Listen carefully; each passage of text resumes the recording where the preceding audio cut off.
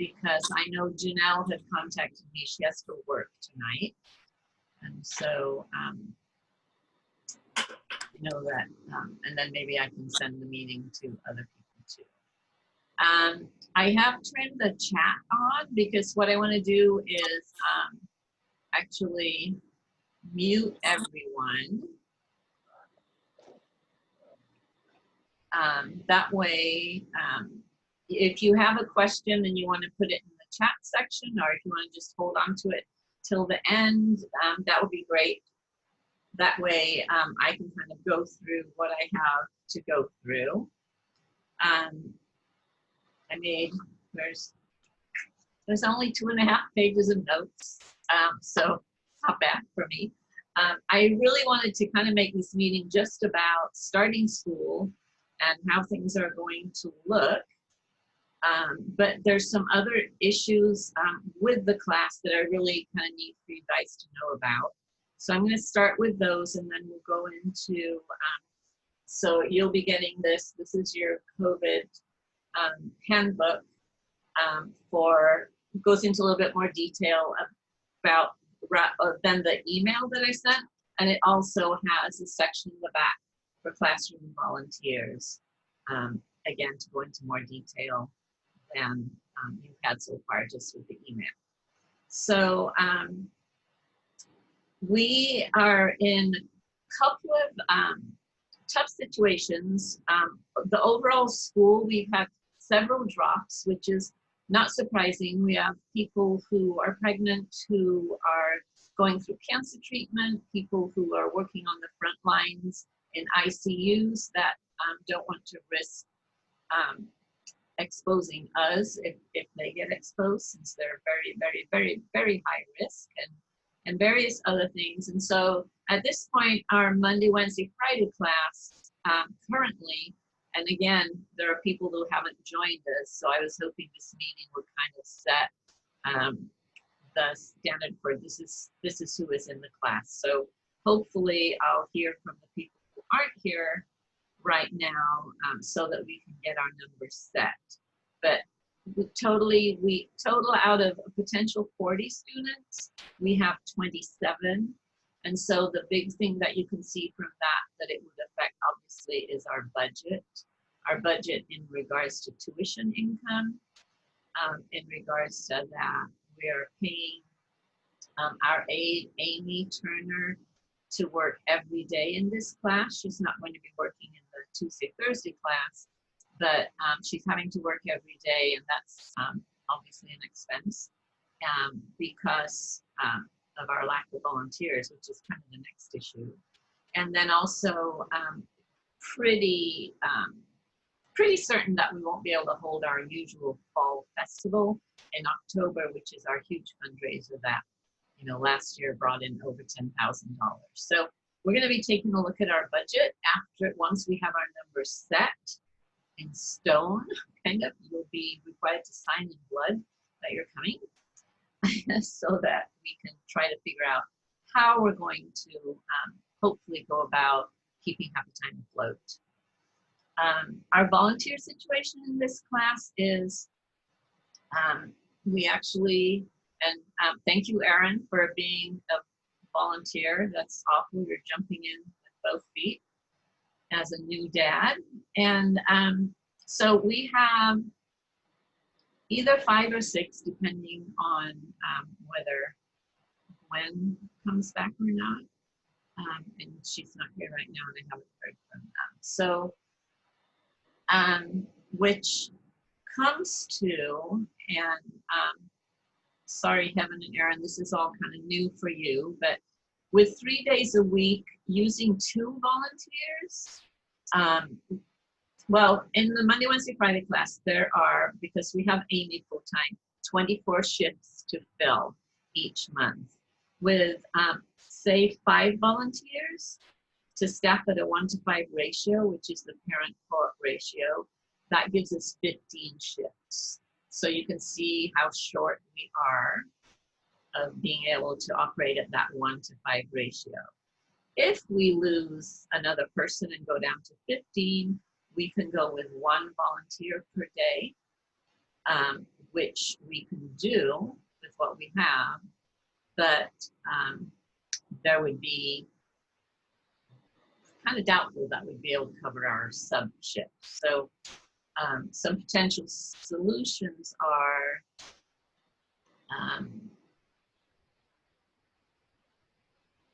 sorry.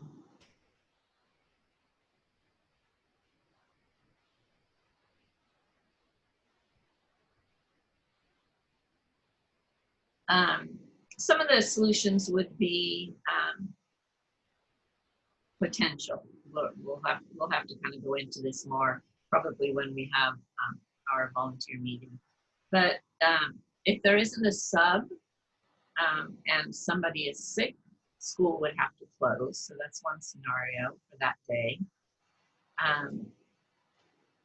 The idea might be that anyone who has worked and isn't working right now for whatever reason would be able to maybe volunteer to be a sub, or maybe would even volunteer a day now and then, just to kind of give people a break.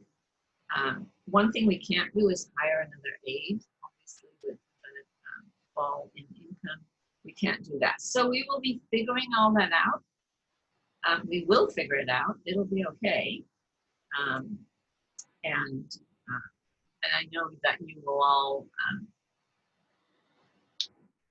you'll all do your best. And hi, Amy. Sorry. We'll make it work. We'll figure it out. The board will be working on it, and we will get back to you. One of the things that volunteers, I want to let you all know, is there has to be a mandatory volunteer meeting. What's called a mandatory staff training. That's required as part of opening by the county. So that's not a happy time thing or a licensing thing. It's through the county. We'll be holding an actual training in regards to volunteering,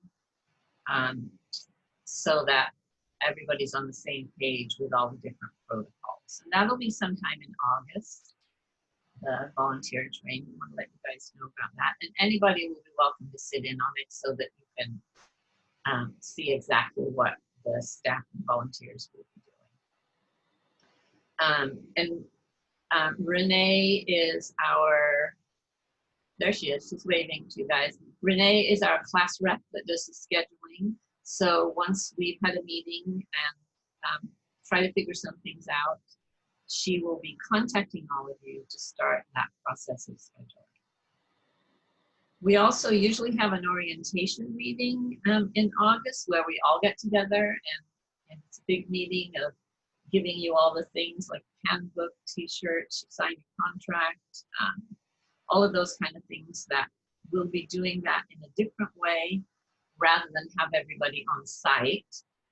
Probably it'll be held outside and the board will be there. So we'll maybe be able to have maybe something like 4 families going through the different areas. And so again, I will let you know about that. But that will be, again, later in August, more towards maybe like a week before we open or something like that. Thank you, Nicole and Will. That's awesome. If Renee will get a hold of you, and you can like pick a couple of days that we can have you on as a sub. That will be fun. All right, so that got me through that part. That's kind of like a little bit of a downer. It's kind of not what I wanted to be talking to you guys about, but like I said, we will make it happen. Happy Time has had to be creative in the past. We don't do anything that we're not supposed to do, and so we won't be doing anything illegal for your kids, but we will figure out how to make it work. So, so the big topic is for all of you that are coming back to school, is what is it going to be like for my child, and is it worth it kind of thing for some people, I know. And of course we want Happy Time to stay afloat, because even though it seems like it will, this will not last forever. And it would be sad to see our kind of program kind of disappear into what is going to be obviously a really big economic struggle for our whole country. So to kind of go into that a little bit more, and you can put questions on the chat or just make a note if you have a question.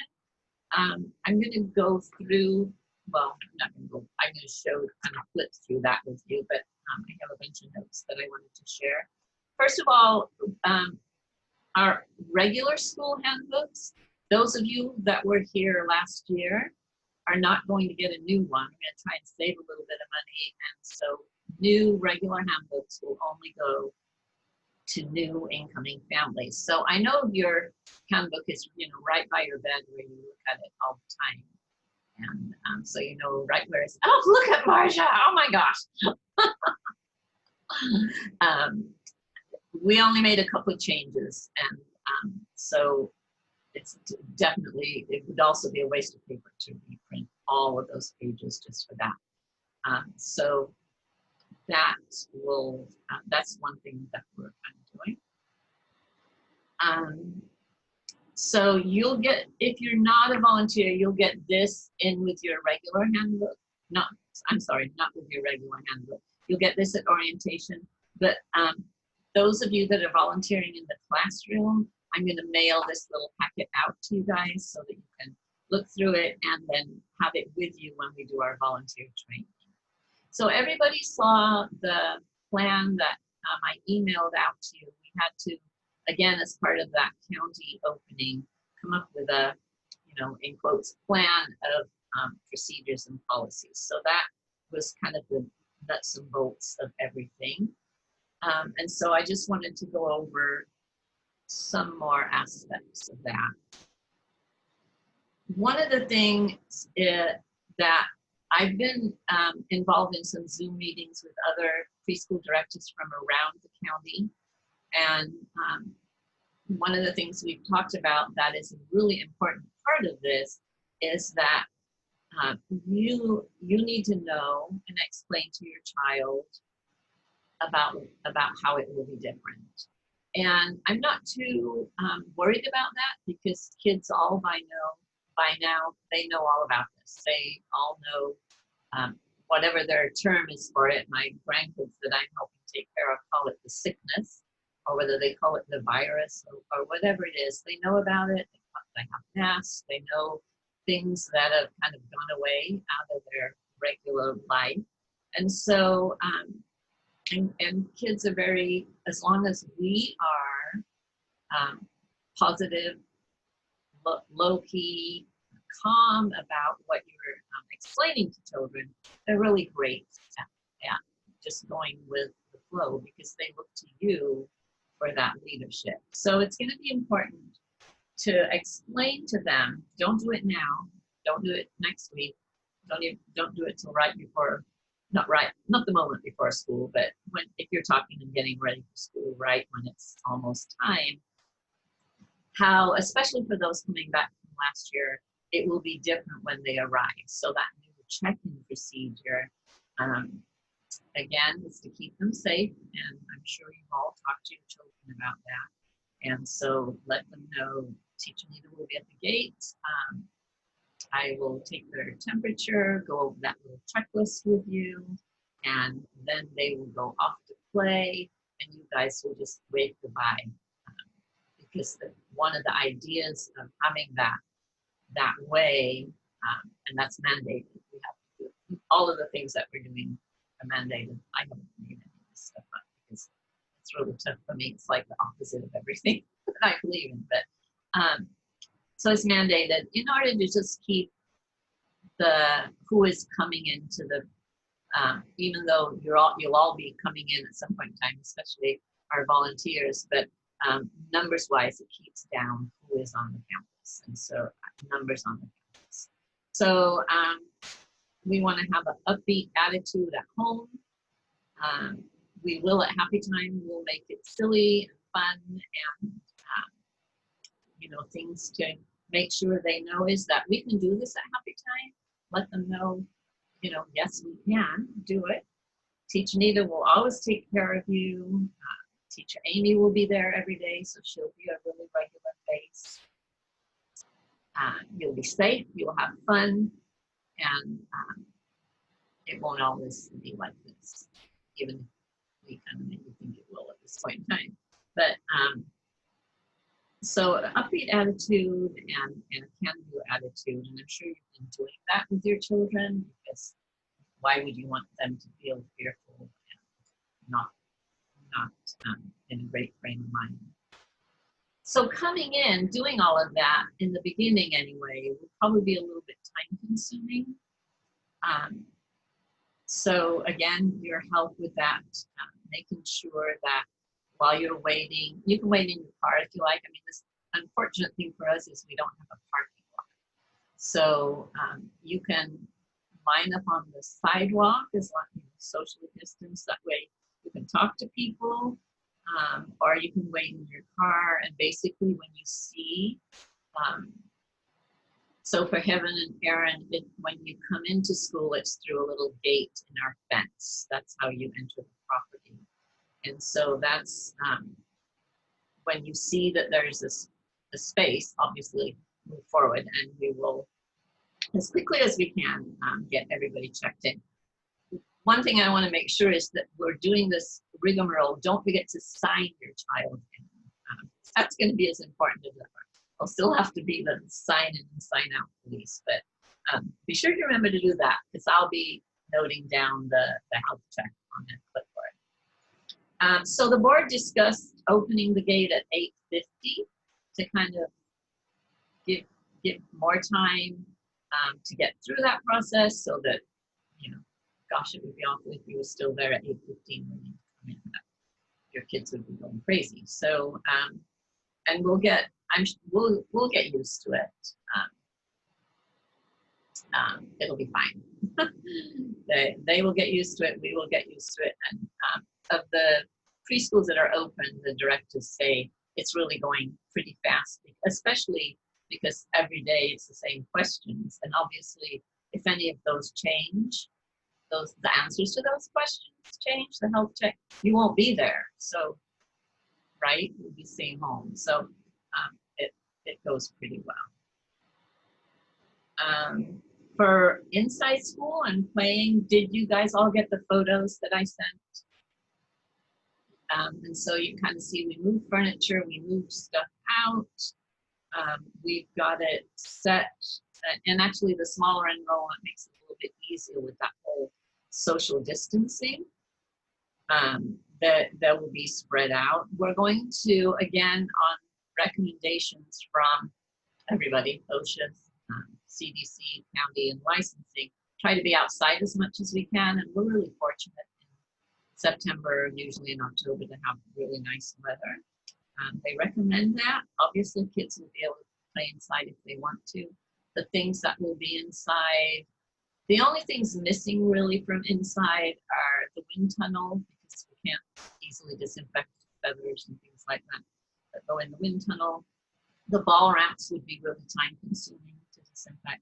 So those are gone.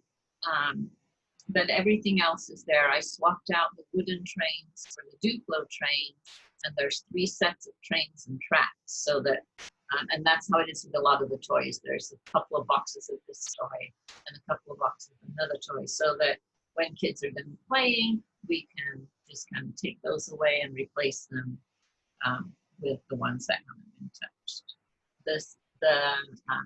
Both Amy and myself and volunteers will be making sure, you know, somebody goes to the bathroom, everything gets cleaned. We don't usually clean sinks as regularly as we will be doing, and things like door handles and things like that.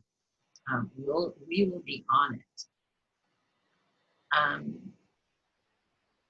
So the way, so there's no sharing of materials. That's kind of the bottom line, is if you remember how kids would crowd around those magnet builder things and be leaning over each other to get some.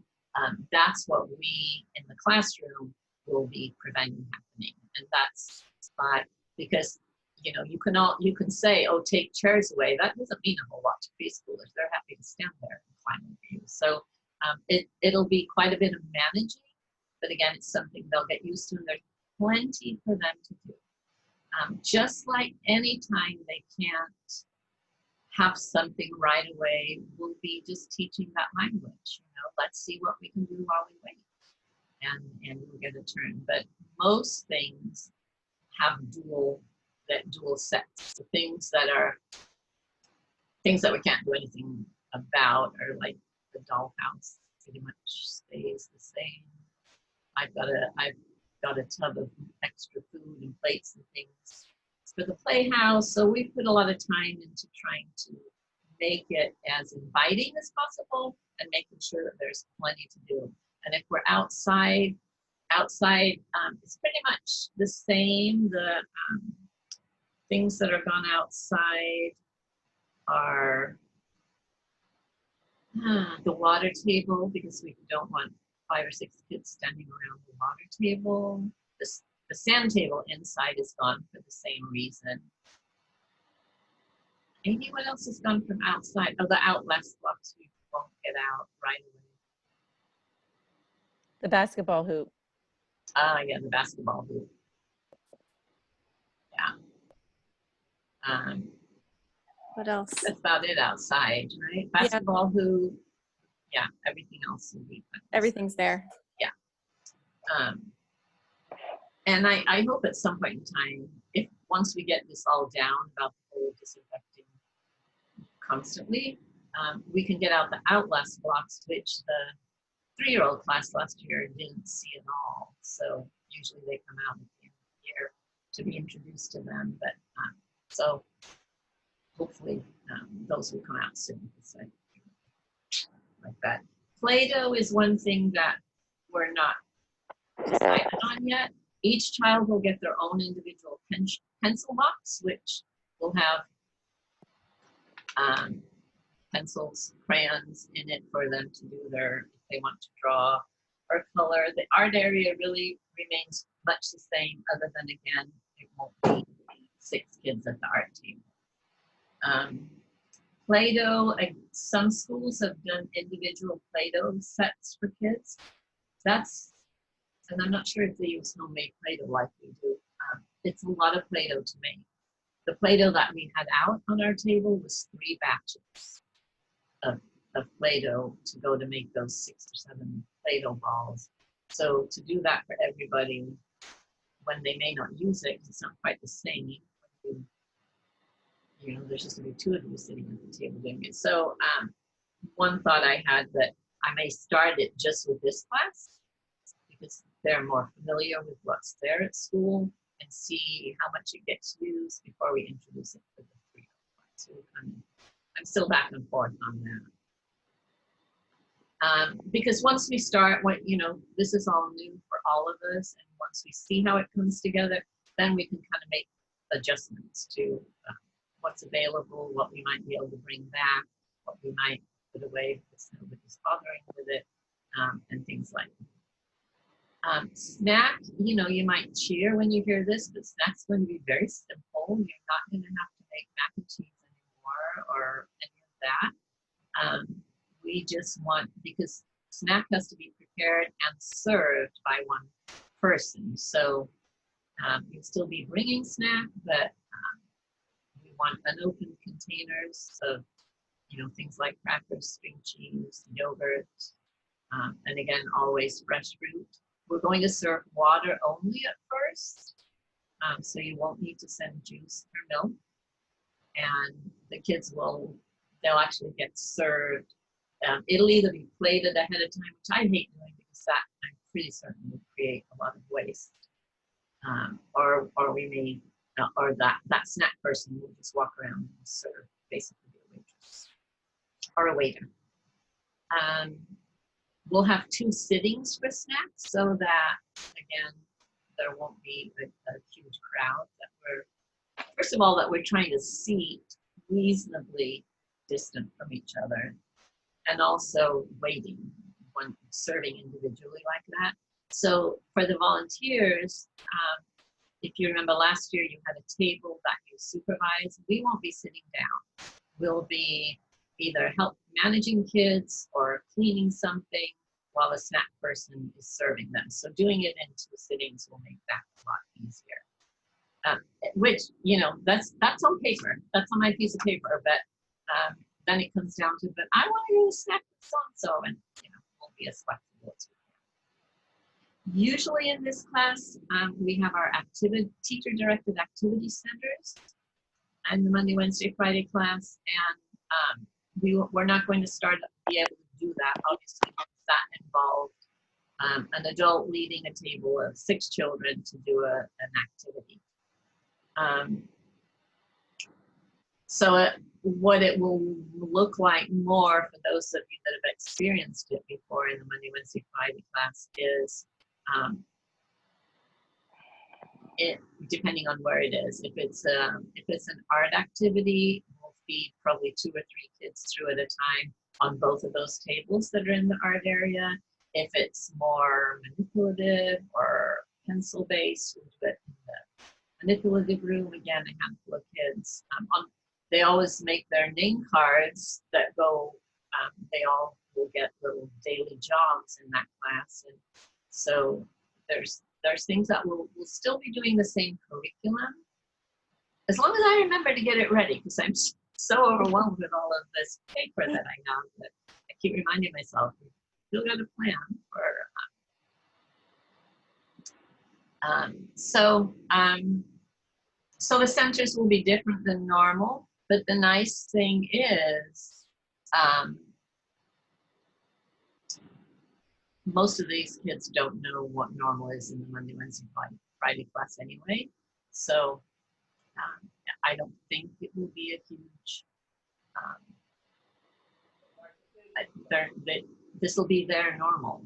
And so as long as we're there making it be fun and having a good time and meeting their needs and being reassuring, they will feel just like they did last year, that it's just going to be different. And I really think it'll be okay. I'm feeling that we are really covering everything that we can, safety-wise.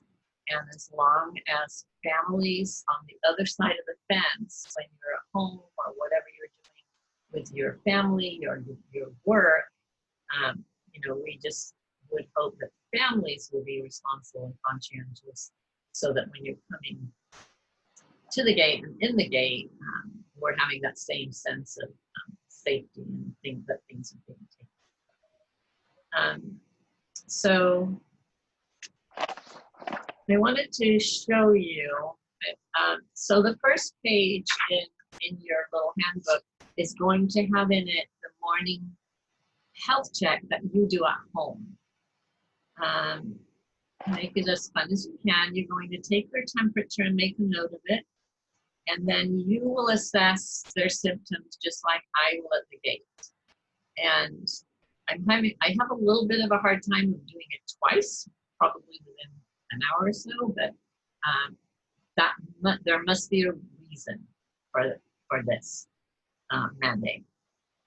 So you've got, you know, you just kind of have this handy, and you know, you can do it musically. You can have the kids see if they remember what the symptoms are, but it's basically the same things that we always have checked for. And Happy Time has always been really on top of it in regards to staying home with any kind of illness. So runny nose, headache, sore throat, cough, difficulty breathing, unusual fatigue, not the I'm too tired kind of a thing, body aches, diarrhea, nausea, or vomiting. You would keep them home if they had that anyway, but you have to be able to tell me when you get to school that they are not exhibiting any of those symptoms. If you are volunteering that day, or even if you're a sub that day, everybody needs to do the same thing for themselves, because volunteers will have their temperature taken and go through the same kind of health check and then questions about your possible exposure to COVID. So that's kind of I'm too glad they don't come every day. I don't have to do that every day, but that's what, that's kind of the first line of keeping illness out, which we have always done. Um, that's the same list of symptoms on my health department's check that I've had for 20 some years. It's always the same things that they're looking for. So that's not really any different, other than probably never noticed us checking before. But you might have been on the end of the phone call saying, can you come and pick up your child? They're throwing up and things like that. We still won't be able to avoid that, of course.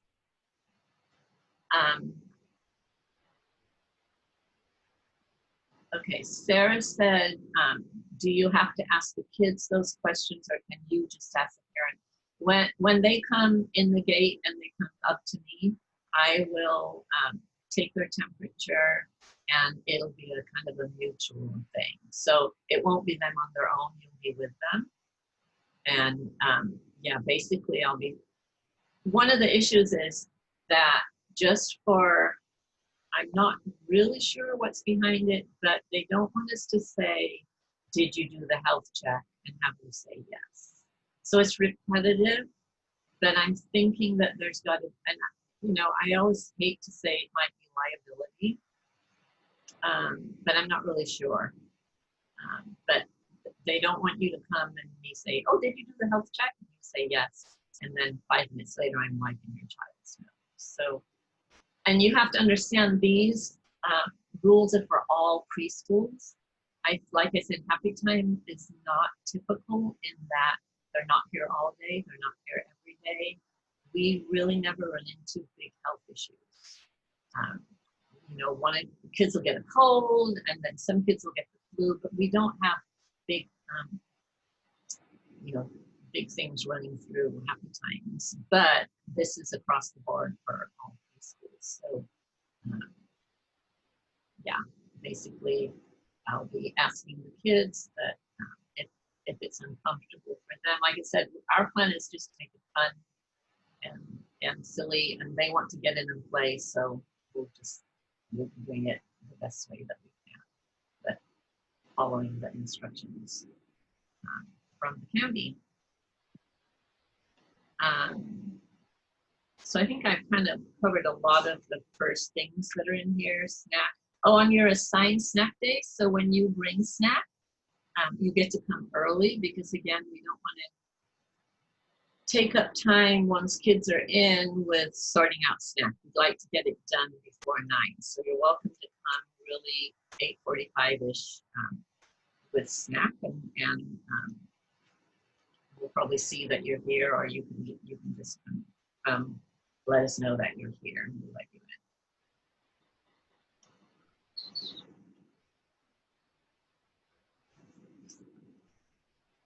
Also, when you bring snack, well, you can just let me know, and I'll tell whoever's preparing snack. Let me know. I'll take leftovers home, or I don't want the leftovers, and that way we'll know what to do. Do your best not to bring things from home, like toys, blankets, anything like that. It would have to be, whatever they bring has to go in their cubby and stay there. And as you know, if you've seen those cubbies, storage is an issue. And so the ability to sanitize is also an issue if things come out. There's room in their cubby for their pencil box and a sweatshirt, and that's probably it. Talk to me if your child does need a lovey, or something in their pocket that is a comfort to them. Hopefully, we can have or not have things from home kind of floating around in the classroom. That's what we want to avoid. The same, they have advice too for staff, which is our volunteers, is to not bring any personal things like a water bottle or coffee, things like that. If you can, we have water available at school, and so the less that comes in from somewhere else, the better. We talked about the classroom. Pickup will be kind of the same as drop off. Wait outside. Wear your mask when you're dropping off and picking up. I will come out to the gate at noon and begin let you in to sign out your child. We'll do our best to make sure everything's ready for them outside or in their hands or something. But you know, again, this is going to be something for us to get used to as well as for the kids. So we'll do our best to really have them ready, maybe even their shoes on, you never know. The toys in the classroom, as I'm sure you know, I think it was in the email from what I talked about so far, they're cleaned and sanitized throughout the day. The way that we're going to do that for those of you that are going to be volunteering is on the shelves, the higher shelves around the classroom, there'll be a tub, one of those big gray tubs, have some soapy water in it.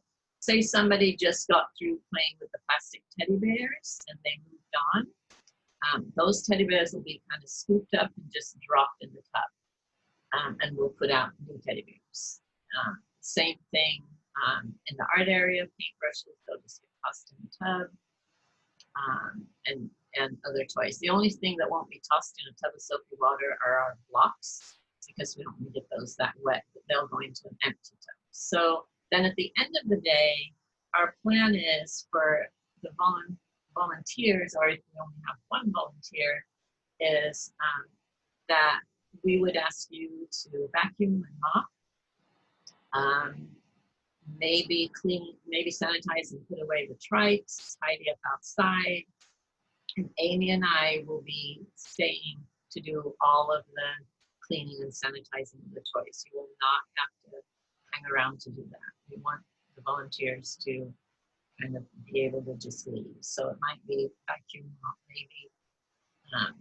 maybe clean the sinks and spray those down, but we'll take care of all the toys. Because that way we can leave them. One of the things that to sanitize for coronavirus with our Terminator, which is on the EPA approved list for use, is that items need to be sprayed and kept wet for 10 minutes. So that's why we won't do it till the end of the day. Amy and I can have everything sprayed and thoroughly wet, and then really kind of just leave it. And then the next morning, everything will have air dried and be ready to go back to it. And we'll go around before we leave and make sure that we just go do a once over with the door handles, toilet sinks, and everything. We have purchased a sink for outside, so that when kids come in from outside, they can wash their hands there. And I just got an email that the manufacturer thinks it will be ready to ship by August 17th, which kind of bowled me over. A long time since I ordered it, so it'll get there by the skin of its teeth in time to be used outside. We'll be making sure that children wash their hands when they arrive and before they leave. If you do come in for whatever reason with your child, we would ask you to wash your hands when you come in and when you leave. In your in the packet, there's some little handouts after all of the school stuff. The COVID-19 symptoms are in here. How to talking with children about coronavirus. There's, just in case you guys don't know, there's this cute little handout about how to wash your hands thoroughly, because we'll be doing that at school. And some risks, because we'll be, did any of you know how long 20 seconds was before we started doing this 20 second hand washing? So Twinkle Twinkle Little Star is my go-to.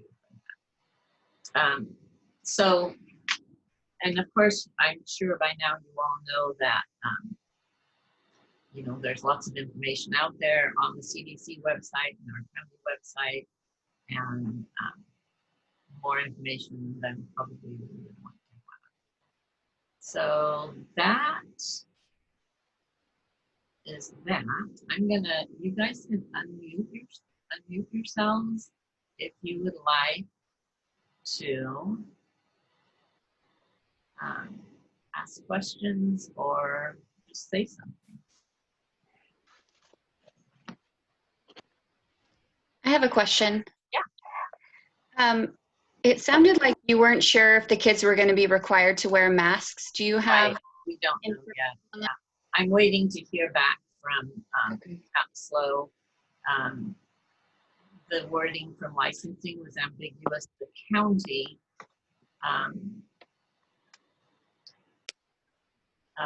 county, their wording was, we do not recommend masks for children up through age 5. And we had a meeting and a conversation with Dr. Rosen from the county,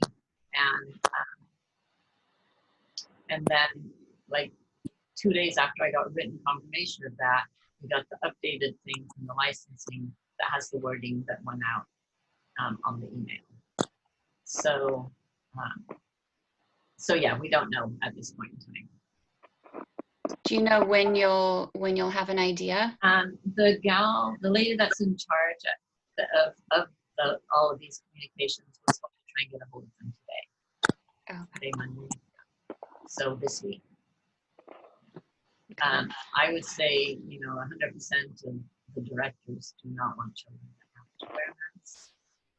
Yeah. It's not something. I think all of you guys that have children probably think. Well, and the board was laughing, saying we'll be finding them in the sand, in the water table, whatever. Trash. Yeah. So, yeah. Fingers crossed, everybody. Does anyone else? Questions? Is everybody still here? There's a lot of people that I know. Renee's still here. People that I can't see. I can't see Gabby or Tom. Anita, send me a copy of the snack, like what we need to do for snack. Yeah, well, you, Melissa, and I are going to get together. Okay. Okay, cool. All right. Anything else, anybody?